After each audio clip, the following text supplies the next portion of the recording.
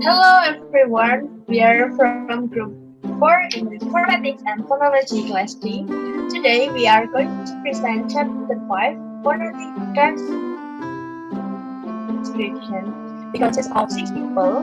The first is Muhammad Alan, and then Linda Wulanika, and then Lady Khairunnisa, and me, Pricillia Rizkyna, and then Merlina, Dewi Khairunnisa, and Berlian, Putri, Bintang, Surga.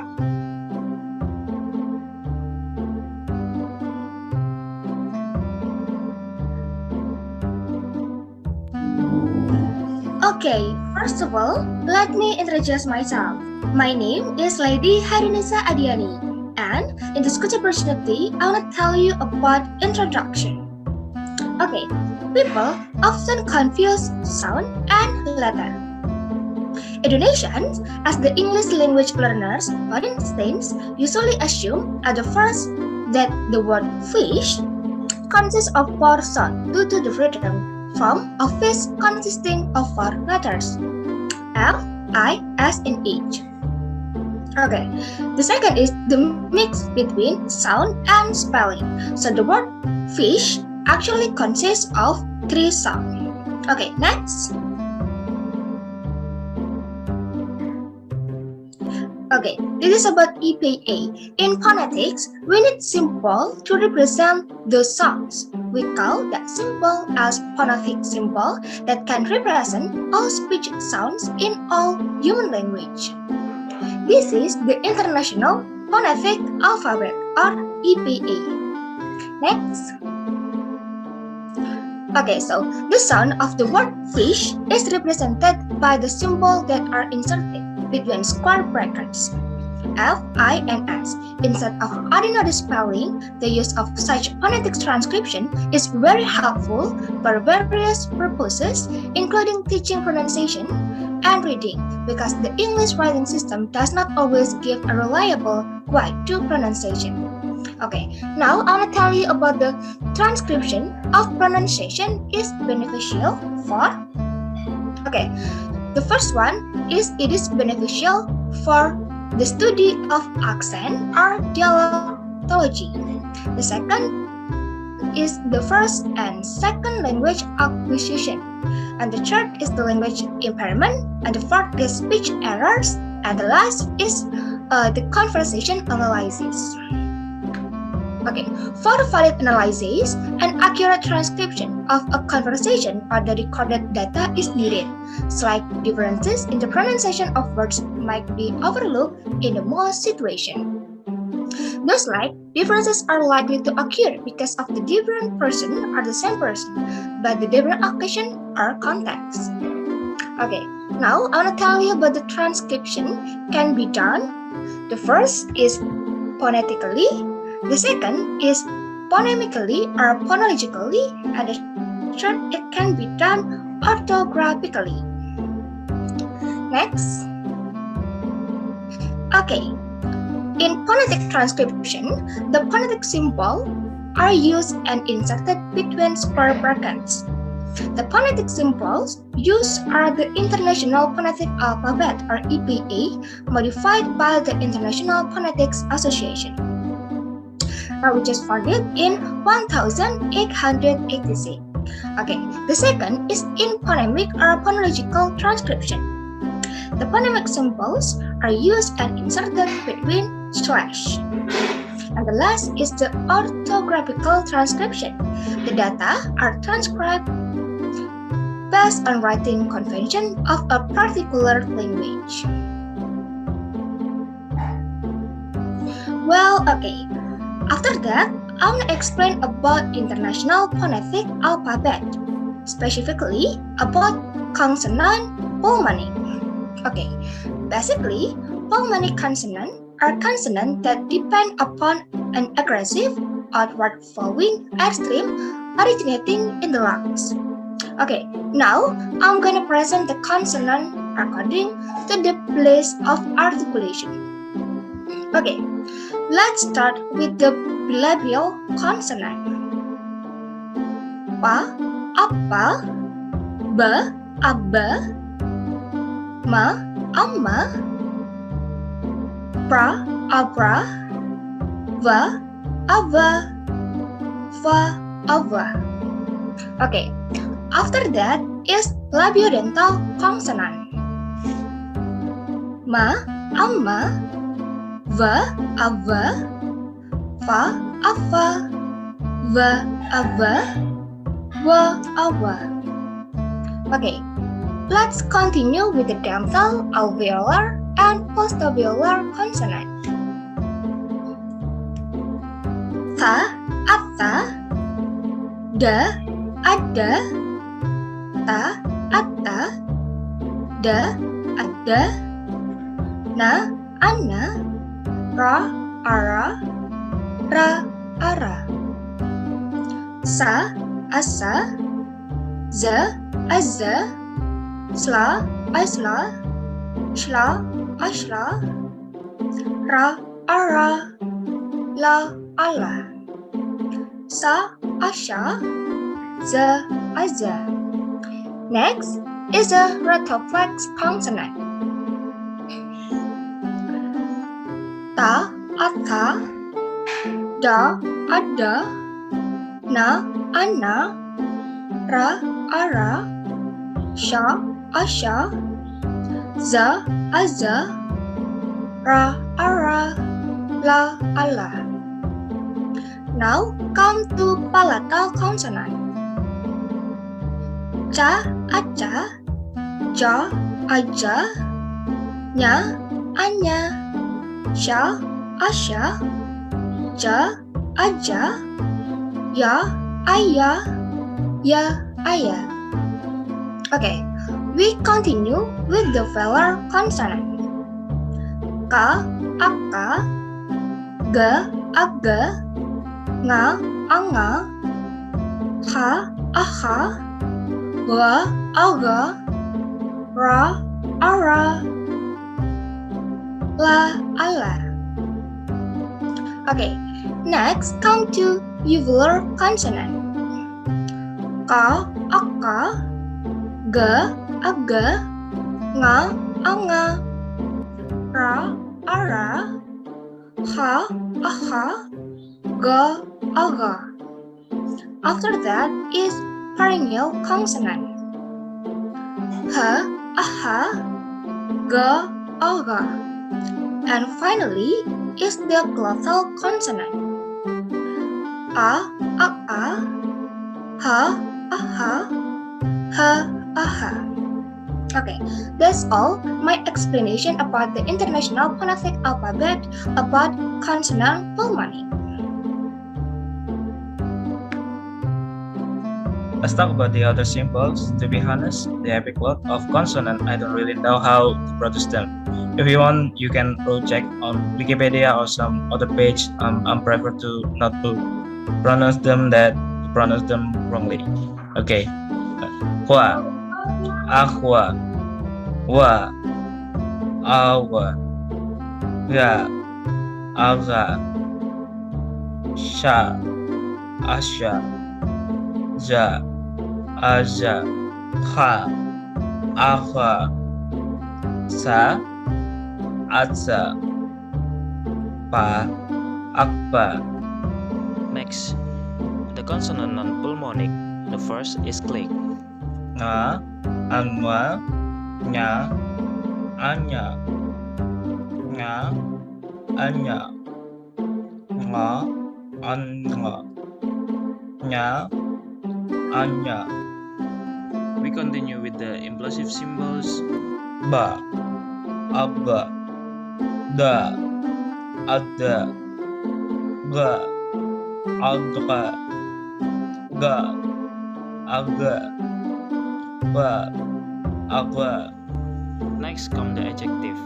Not adjective are marked by a little apostrophe behind the consonant. Pa, apa, ta, ada, ka, akha, sa, aza. Next. We have reached the vowel. I'm going to present first the unrounded and then the rounded counterpart. I'm going to start with the front vowels. These vowels I'm going to pronounce short and then long. The the front vowel.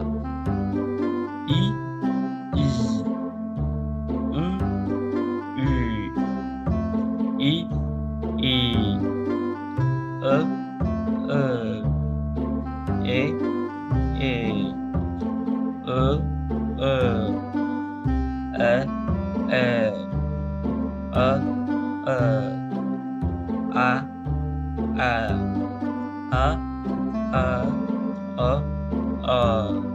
the central vowel. Please note that central vowel are by far the most difficult to pronounce, so please don't to be strict with my pronunciation of those. The central vowels.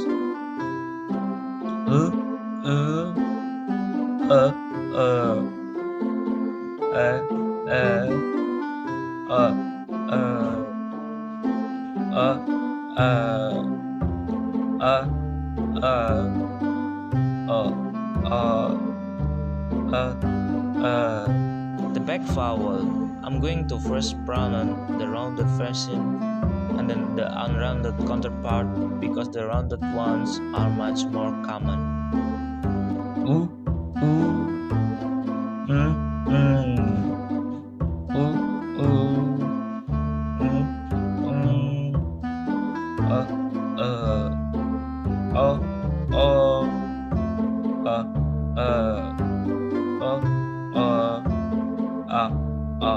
That was my explanation regarding the table of IPA consonant non-pulmonic. Okay, I'm Pricillia Rizkyna. I want to explain about diacritics table. Yes, as you can see in the screen, this is a diacritics table. Diacritics may be placed above a symbol with the center. Let's begin with voice list. Na, and then ta, za, ta, tha,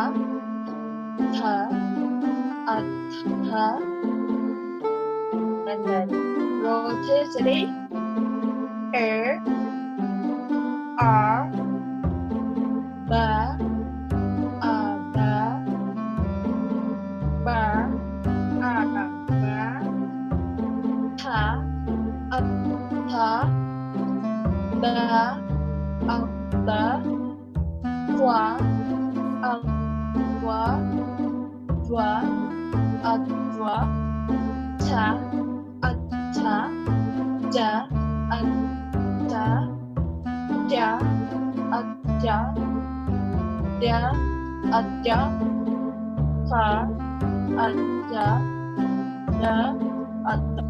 and then wrist, ra, ara, wa, awa, ta, apa, da, ata, akka, okta, ta, ata, da, ada,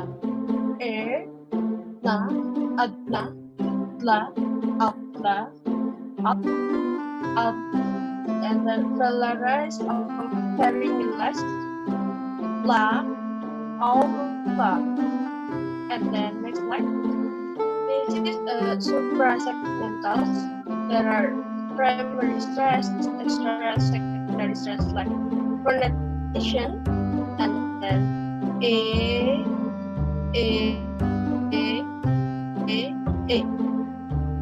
and then tone, level tone, a,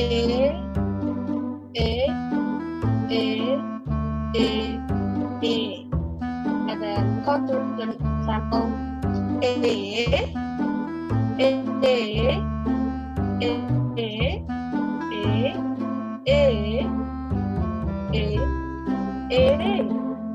Thank you. Hello, my name is Merlina. I will explain about type of phonetic transcription.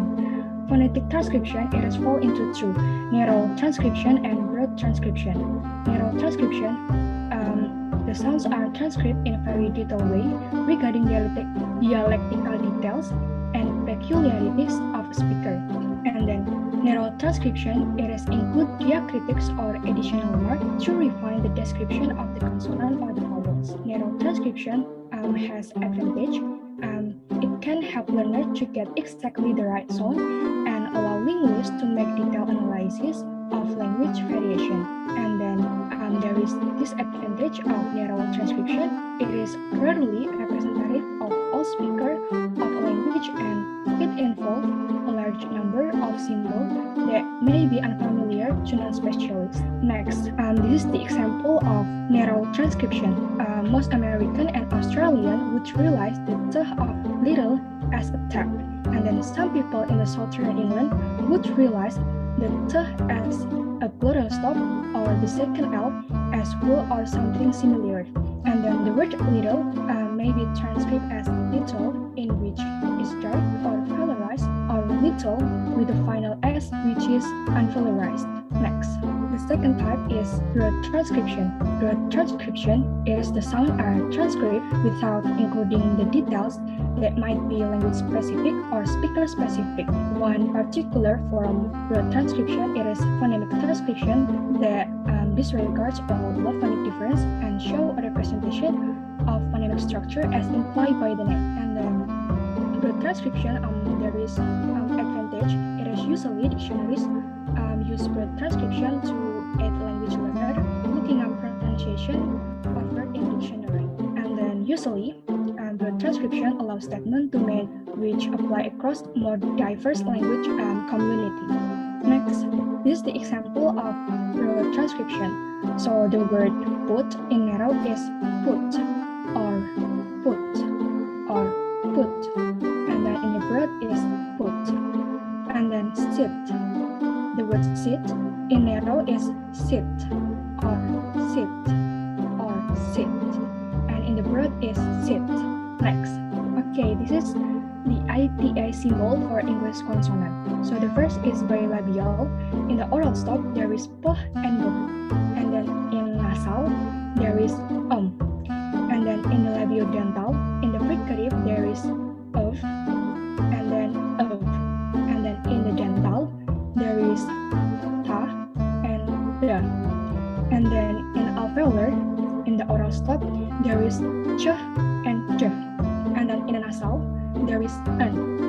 In the fricative, there is sh and s, and then in the central approximant, there is r, and then in the lateral approximant, there is l. In the post-alveolar, in the fricative, there is sh and z. In the affricative, there is ch and j. In the palatal, there is u. In the velar, in the oral stop, there is k and g. And then in the nasal, there is in the approximant, there is wo. In the glottal and oral stop, there is t. And then in the fricative, there is k.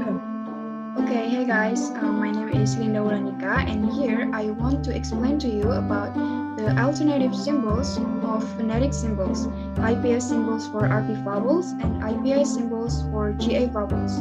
Okay, first we are going to discuss about alternative symbols that North American linguists often use. They use several symbols that are different than those that make up the IPA, so here they are. First, the sh sound. We know that the phonetic symbol of sh sound is like as you can see on the screen. And the alternative symbol of it, we can write the uncapitalized alphabet S with a little curve or checklist above it. Next is j sound. The alternative way to write it is by using the uncapitalized letter Z, and same as the previous example, we add a little curve above it. The alternative way or symbol to write the ch sound is by using the alphabet C with a little curve above it. And the next alternative way to write phonetic symbol for j sound is just using the letter J. For O sound, we use alternative symbol by using capital letter of U.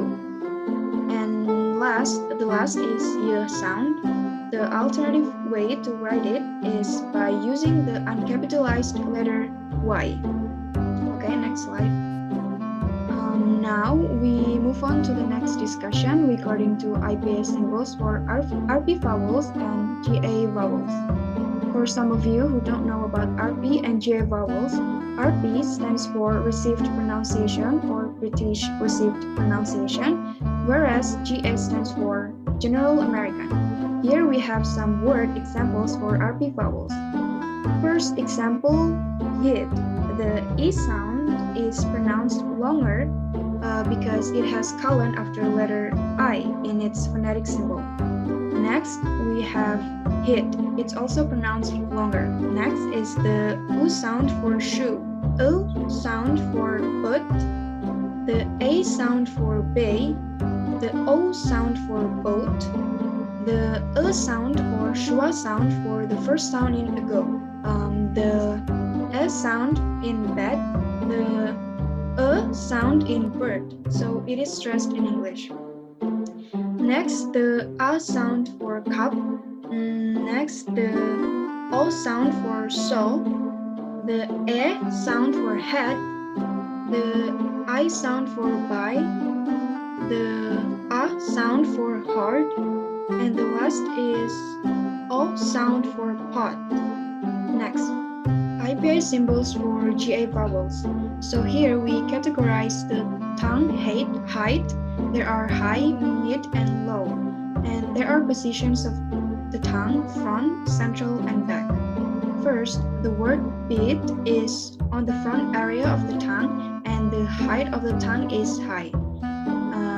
Second, there is also the word bit that is pronounced in the front area, and the height of the tongue is in the middle of high and mid.